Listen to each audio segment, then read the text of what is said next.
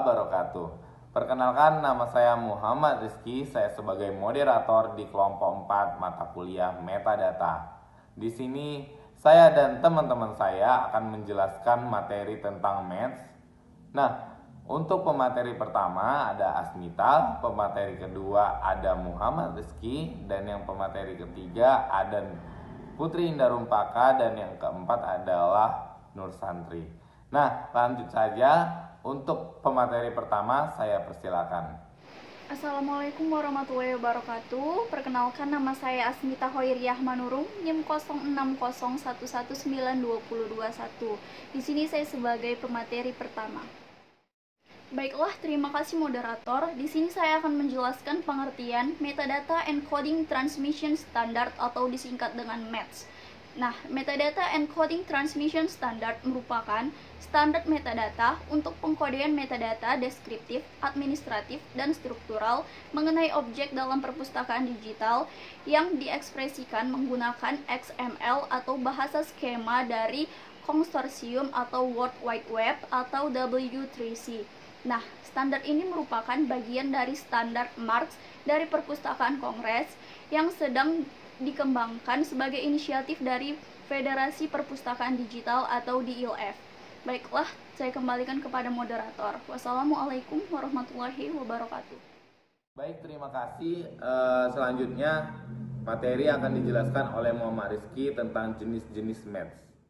Selanjutnya saya akan menjelaskan tentang materi jenis-jenis Maths. Yang pertama adalah Maths Header. The Maths Header berisi metadata yang menjelaskan dokumen Maths itu sendiri. Dan yang kedua adalah Maths Descriptive. Bagian metadata deskriptif mungkin menunjukkan deskriptif metadata eksternal untuk dokumen Maths lainnya. Selanjutnya materi akan dijelaskan oleh Putri Indah Rumpaka yang akan menjelaskan fungsi dan tujuan Maths serta struktur dalam Maths. Assalamualaikum warahmatullahi wabarakatuh. Sebelumnya terima kasih kepada moderator. Perkenalkan, nama saya Putri Indah Rumpaka, NIM 0601192027. Di sini saya sebagai pemateri ketiga dan keempat. Baiklah, di sini saya akan menjelaskan tentang fungsi dan tujuan metadata encoding and transmission standard atau yang biasa kita sebut METS. Yang pertama, fungsi METS. Fungsi METS dapat digunakan sebagai yang pertama, Submission Information Package, yang kedua, Archival Information Package, dan yang ketiga, Dissemination Information Package dalam Open Archival Information System. Selanjutnya, saya akan menjelaskan tentang tujuan METS. Tujuan METS itu ada 3. Yang pertama, membuat contoh dokumen XML atau Extensible Markup Language yang mengungkapkan struktur hierarkis dari objek perpustakaan digital. Yang kedua, merekam nama dan lokasi dari file yang membentuk objek-objek. Dan yang ketiga, merekam terkait metadata.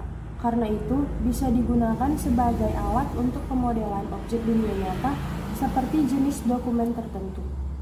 Struktur METS. Struktur METS terdiri dari 7 bagian. Yang pertama ada METS Header, berisi informasi dokumen METS seperti pencipta, editor, dan lain-lain.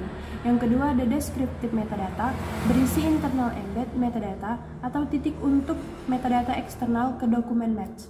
Yang ketiga ada Administrative Metadata, seperti metadata deskriptif.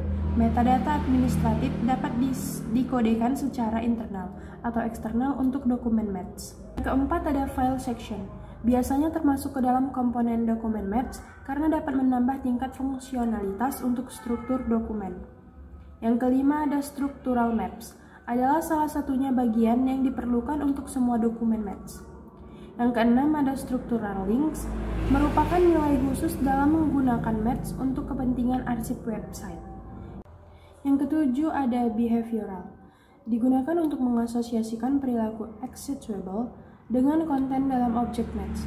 Oke, mungkin itu saja yang dapat saya sampaikan. Terima kasih, saya kembalikan kepada moderator. Selanjutnya, materi akan dijelaskan oleh Saudari Nur Santri yang menjelaskan tentang keunggulan Maths dan contoh aplikasi berbasis Maths.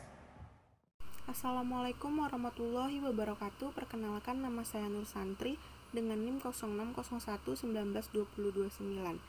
Di sini saya sebagai pemateri keempat. Terima kasih kepada moderator. Di sini saya akan menjelaskan tentang keunggulan atau kelebihan dari metadata encoding and transmission standard atau disingkat METS, dan contoh aplikasi yang berbasis dengan METS. Baik, keunggulan METS itu ada 5. Yang pertama, standar terbuka, yaitu bisa dipakai dan dikembangkan oleh siapapun. Yang kedua, dia dikembangkan oleh komunitas perpustakaan.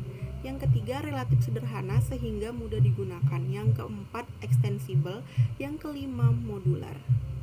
Oke, selanjutnya saya akan menjelaskan tentang contoh aplikasi yang berbasis metadata encoding and transmission standard atau biasa yang disingkat dengan METS, yaitu OpenMik.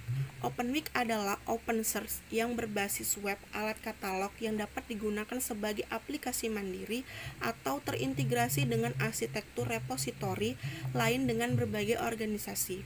Menyediakan sistem pembuatan metadata lengkap untuk bahan analog dan digital, dengan layanan untuk mengekspor metadata tersebut dalam format standar. OpenMik hanya bisa digunakan pada sistem operasi Linux dan Linux. OpenMik saat ini sudah digantikan oleh versi lainnya, yaitu OpenWMS. OpenWMS dapat dijalankan pada sistem operasi Windows. Sekian dari saya kembalikan kepada moderator. Terima kasih kepada seluruh para pemakalah yang udah memaparkan hasil diskusinya. Selanjutnya kita masuk ke sesi tanya jawab. Nah, bagi audiens yang ingin bertanya, saya persilakan untuk bertanya langsung ke WA grup saja. Sekian presentasi dari kami. Bila ada kekurangan, kami mohon maaf. Saya Muhammad Rizky, undur pamit. Assalamualaikum warahmatullahi wabarakatuh.